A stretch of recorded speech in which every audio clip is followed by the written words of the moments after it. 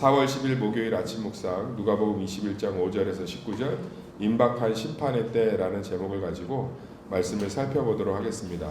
이 성경의 이런 마지막 때에 대한 이야기를 제대로 이해하려면 성경이 가지고 있는 역사관을 이해해야 돼요. 어려운 얘기는 아닌데요. 쉽게 생각하면 그 성경은 나선형적 역사관을 갖고 있어요. 무슨 얘기냐면 똑같이 반복되지만 점점점 심해진다는 거예요. 그러니까 예전에 이 메소포타미아에 있는 바빌론 제국의 그 쐐기 문자를 분석하니까 요즘 애들은 버르장머리가 없다라는 것들이 기록돼 있어요.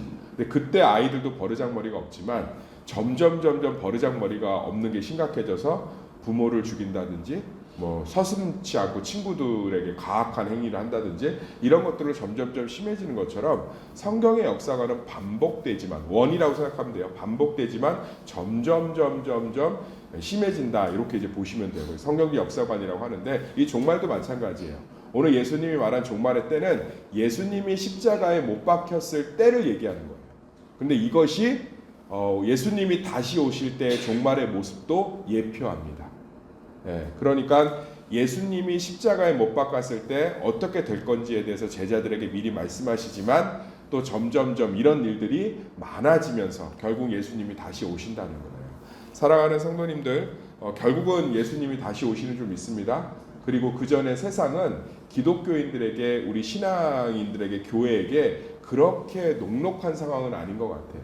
그러니까 세상 한복판에 있는 게 신앙을 지키기가 쉽지 않은 시대를 가고 있는 줄 믿습니다. 그러면 지금 우리는 신앙생활을 함에 있어서 녹록지 않은 시대를 살아가고 있습니까? 뭐 이거 막 끼워 맞추느라고 막 목사님들 정신 없어요. 뭐 그래서 뭐를 통제하느니 뭐를 교회에 세금 매기느니 그래도 지금 우리 신앙생활 하는 거 전혀 어렵지 않아요. 전혀 어렵지 않다. 그러면 지금 시대는 종말의 시대는 아니에요. 단언컨대 얘기합니다. 그러면 지금 시대는 그럼 뭐 하는 시대냐? 아직 예수님 오실 때가 아니기 때문에 거둬야 될 시기인 줄 믿습니다. 열심히 복음 전하고 열심히 하나님의 나라를 선포하고 어제도 어떤 그 동기 목사님하고 통화하면서 고난주간 이제 전주라서 성도들과 함께 노방전도를 나갔는데 얘기를 듣는데 참 얼마나 이 복음에 대해서 무관심한 시대, 정말 하나님의 말씀에 대해서 관심 없는 시대를 살아가고 있는지 가슴이 아프더라고요. 그래서 우리 교회도 다음 주 이제 그 부활절 계란전도 있다 전교인 그러면서 복음을 더 전해야겠다라는 생각을 했는데 지금은 열심히 복음을 거둬야 될 줄 믿습니다. 교회 부흥할 수 있어요. 하나님의 말씀과 전도하면 지금도 출소할 수 있는 때인 줄 믿습니다. 그러나 예수님 다시 오실 줄 믿습니다. 예수님 다시 오시거나 우리 가운데 예수님께서 마지막 때가 됐을 때 우리 가운데 분명하게 고백해야 될 것은 하나님만을 따라가야 되는 줄 믿습니다. 사람을 따라가면 안 된다는 거예요. 여기 보면 그들이 물어 이르되 7절에 선생님이여 그러면 어느 때 이런 일이 있겠사오며 이런 일이 일어나려 할 때 무슨 징조가 있으리이까?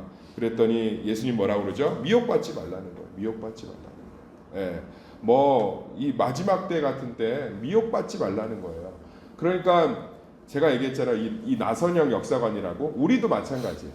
고난의 때 극심한 마지막 때가 올 수 있어요. 갑자기 남편의 사업이 망해서 마지막에 올 수 있죠. 갑자기 암 진단을 받고 인생의 마지막을 생각해야 될 때가 올 수 있죠. 가정이 그래도 아픔 속에 끌어오다가 도저히 안 돼서 깨져야 되는 상황이 될 수도 있겠죠. 내가 원했던 삶을 끝내야 될 때도 있겠죠. 그러니까 성경에 있는 마지막 때를 너무 큰 종말의 때, 예수님의 재림의 때로만 생각하지 말고 우리 삶이나 우리 사건이나 우리 교회나 현실 속에서의 마지막 때하고도 연관시키는 게 중요하다는 거예요. 그 나선형 역사 구조라고 했죠. 반복되지만 발전된다. 그래서 우리 삶 가운데 이런 이 마지막 때가 오면 미혹당하시면 안 돼요. 많은 사람들이 이 무언가 이렇게 마지막 때가 오면 사업이 부도가 났든 경제적으로 어렵든 죽음을 경험하게 되면 이 미혹을 많이 당해요. 특히 정답이 있다고 하는 사람들에게 미혹을 많이 당합니다. 저는 마지막 때가 와서 사기당하는 사람 정말 많이 봐요. 그러니까 미혹당하지 말라는 거예요. 하나님. 마지막 때가 되면 미혹하는 사람들이 가득해진다는 거예요. 여기 와야 구원받는다. 저기 와야 구원받는다. 지금 막 어떻게든 돈이라도 조금이라도 더 수습해 보려고 하면 그때 와서 어디다 투자를 하면 몇 %를 준다. 그러니까 항상 마지막 때가 오면 침착하게 기도하셔야 돼요. 한번 따라합시다. 마지막 때가 오면 침착하게 기도해야 된다. 그 얘기잖아요. 그 얘기잖아요. 이르시되 미혹받지 않도록 주의하라. 많은 사람이 내 이름으로 와서 이르되 내가 그러하며 때가 가까이 왔다 하겠으나 그들을 따르지 말라. 난리와 소요의 소문이 들을 때 두려워하지 말라. 절대로 두려워하지 말래잖아요. 우리의 인생의 고난의 마지막 때든 종말의 마지막 때든 교회의 어려움 때든 하나님께서 다 주관하고 계신 줄 믿습니다. 이 마지막 때를 얘기하는 것 자체가 이미 하나님이 다 알고 있다는 거 아니에요? 뭐하러 이런 얘기를 해줍니까? 이런 얘기 해주는 거 이미 정답 다 불러준 거죠. 시험 전에. 시험 전날에 그런 꿈 안 꿔봤어요? 그런 기도 안 해봤어요? 하나님 밤에 정답 다 보여주세요. 그럼 뭐하러 긴장하고 시험 준비해요? 정답 다 아는데.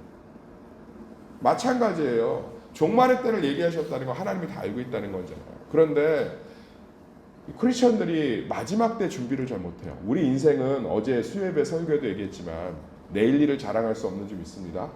언제든지 이런 종말의 때 같은 일들이 우리 삶에 벌어질 때 갑작스럽게 나오죠. 갑작스러운 가족의 고백으로 충격 먹고, 갑작스러운 금융의 사건으로 충격 먹고, 갑작스러운 그런 상황 때문에 충격 먹고, 그럴 때 미혹당하지 말고 두려워하지 말라. 미혹당하지 말고 두려워하지 말라. 거기서 와르르 무너지는 거예요. 와르르 무너지고 막 서로 탓하고 원망하고 미혹당하고, 교회가 예수님 오시기 때 되니까 막 미혹하는 사람들이 생겨서 이리 우르르 몰려가고 저리 우르르 몰려가고. 아멘. 사랑하는 성도님들, 어떠한 마지막 때가 와도 우리는 미혹당하지 말고 두려워하지 말라는 거예요. 하나님이 다 알고 계신 줄 믿습니다. 얘기하잖아요. 이 일이 먼저 있어야 돼. 끝은 곧 되지 않니. 끝을 주관하고 계시다는, 걱정하지 말라는 거예요. 그러면서 지금부터 나오는 얘기도 다 걱정하지 말라는 거예요. 이르시되 민족이 민족을, 나라가 나라를 대적하여 일어나겠고, 곳곳에 큰 지진과 기근과 전염병이 있겠고, 또 무서운 일과 하늘로부터 큰 징조들이 있으리라. 있을 거예요. 전쟁이 어마어마하게 일어날 거고, 지진과 기근과 전염병이 있을 거고, 하늘로부터 큰 징조들이 있을 거예요. 그런데 한번 생각해 봅시다. 하나님이 말세를 얘기할 때 예수님이 꼭 기억하라고 한 게 노아의 홍수 사건이에요. 노아의 홍수 때 똑같이 이런 일이 있었죠. 하늘에서 샘이 터져서 비가 쏟아지고 40일 밤낮을 땅에서 그 물이 터져서 온 천지가 다 죽음으로 다 덮였을 때 노아와 그 식구들, 방주에 탄 식구들은 머리카락 하나도 손상 안 받았죠. 여기도 그 얘기예요. 그래서 하나님 말씀 가운데 붙들려 있으면 염려할 게 하나도 없어요. 하나님의 백성은 여기 써 있잖아요. 너희 18절 읽어볼까요? 시작. 너희 머리털 하나도 상하지 아니하리라. 그러니까 노아의 방주에 올라탄 노아의 가족들은 머리털 하나 손상 받았냐고요? 하나도 안 받았어요. 방주가 교회를 상징합니다. 그래서 방주 교회라는 게 있죠. 그리고 중세시대는 이거를 건물적인 교회로 생각해서 유럽 여행 가보시면 마을 중심이나 조금 높은 언덕에 다 교회가 있어요. 그리고 도로를 다 교회 중심으로 뚫습니다. 왜냐하면 이런 징조들이 나타나면 교회 건물로 숨어 들어가려고. 그러면서 하니까 교회를 건물로 이해해서. 그러니까 이 말씀 우리 가운데 이 원형 그 나선형 역사로 이해하면 어떠한 어려움과 고난이 와도 예배의 자리, 말씀의 자리 붙들고 있으면 다 사는 줄 믿습니다. 지금도 하나님은요 자기의 자녀들 반드시 지키시는 줄 믿습니다. 방주에 올라타셔야 돼요. 그런데 노아의 방주에 올라탈 때 사람들이 다 어떻게 했어요? 비웃었지요. 나 소 팔러 가야 돼요. 장가 가야 돼요. 시집 가야 돼요. 문제 있어요. 힘들어요. 아파요. 그리고서 방주에 올라 안 탄 거예요. 비가 후두둑 내려도 안 올라탔어요. 비가 그렇게 쏟아져도 아유 좀 장마가 좀 심하네. 비가 많이 오네. 이러면서 안 올라탔다고. 그 아라랏산에 그 배가 걸칠 때까지 하나님이 노아의 방주들을 입히시고 먹이시고. 사랑하는 성도님들, 우리에게는 방주가 있는 줄 믿습니다. 뭐 어떠한 상황에도 기억하시면 돼요. 예배 말씀 거기에 방주에 올라타 있으면 뭐 때려 죽여도 더한 일이 있어도, 기근, 전쟁, 지진이 있어도 하나님 다 살리시는 줄 믿습니다. 기억하셔야 돼요.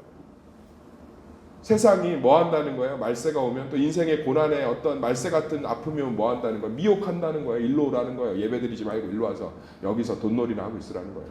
금리 줄 테니까. 미혹하면서 그거 하지 말고 여기 와서 이거 하라는 거예요. 갑자기 뭐 이런 걸 뭐 섬기고 감당하면은 뭐 해결해 준다느니 뭐 목사 무당처럼 뭐 그런 거 하지 말라는 거예요. 그냥 굳건하게 하나님 말씀, 하나님 예배에 딱 붙어 있으면 살리시는 거예요. 제가 이렇게 목회 참 치열하게 했어요. 목회 치열하게 하면서 진짜로 확신 있게 얘기할 수 있는 건 하나님께 붙어있는 성도 죽은 걸 한 번도 못 봤어요. 저는 이 말씀이 확실히 믿어집니다. 머리털 하나 상하지 않게 하시는. 그런데 자기가 다 도망가요. 그렇게 미혹을 당해. 두려워서. 사람이 종말이 오든 끝이 오든 어려움이 오면 두려워갖고 막 정신을 못 차려. 하나님 살아계신 줄 믿습니다. 뭐라고 얘기해요? 네가 회당과 옥에 넘겨지며 임금들과 집권자들 앞에 끌려가느니와 그것도 이 일이 도리어 너희에게 증거가 된대잖아. 합력해 선을 이루신대. 그리고 뭐예요? 그 사람들 앞에서 서서 변명할 것도 궁리하지 말래요. 하나님 입에다 말 다 넣어주겠대요. 입에다 말 넣어주겠다는 건 다 챙기겠다는 거예요. 사랑하는 성도님들, 하나님 살아계신 줄 믿습니다. 진짜 예수님 오시는 재림의 때가 됐든 우리 인생의 다양한 사건 속에 재림의 종말의 때가 됐든 여러 가지 시대적인 종말의 때가 됐든 사는 줄 믿습니다. 그래서 부산에 평양 피난민들이 와서 제일 먼저 한 게 뭐예요? 천막 자기 집은 안 지어도 교회부터 지었잖아요. 평양에서 내려온 사람들 얼마나 잘 살아요. 얼마나 잘 살아요. 메이플라워를 타고서는 다 배에서 탈수증으로 전염병으로 다 죽고 고작 몇 명 안 내렸는데 거기서 제일 먼저 한 게 뭐예요? 교회부터 지었잖아요. 미국이 얼마나 강대국이 됐습니까? 그러니까 역사의 종말의 때를 경험한 사람들이 다 사는 거예요. 그래서 제가 이렇게 갑작스럽게 이민 가거나 외국 가는 1년이나 2년 워홀 가는 청년들이 있으면 뭐 기도해 주면서 부탁을 저 하실 거 있냐고 그러는데 제일 먼저 그래요. 교회부터 정하라. 교회부터 정하라. 그럼 사는 거예요. 나 아시는 안수 집사님 쫄딱 망해갖고 딸내 있는 미국으로 갔는데 제가 한마디 했어요. 가서 교회부터 정하시라고. 근데 교회를 통해서 얼마나 많은 것들을 회복했는지 몰라요. 그러니까 우리는 항상 방주 중심으로 우리의 삶들을 살아야 될 줄 믿습니다. 그럼 사는 거예요.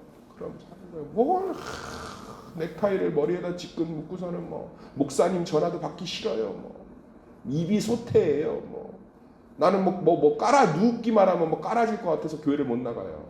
아니 깔아지세요 계속. 속상해서 하나님 살아계신데 머리털 하나도 건들지 못하고 입술에다 말까지 다 넣어주겠다는데 그 하나님 살아계신 줄 믿습니다. 어떠한 때도 미혹당하지 말고 방주에 올라타 계시면 노도 없고 돛대도 없고 아무것도 없어 보여도 그 방주 안에서 하나님이 입히시고 먹이시고 다 하나님의 때가 되면 물이 빠지게 해서 한 민족을 이루게 하실 줄 믿습니다. 이 소망과 은혜를 가지고 다시금 살아가시기를 이 새벽 예수의 이름으로 축원합니다.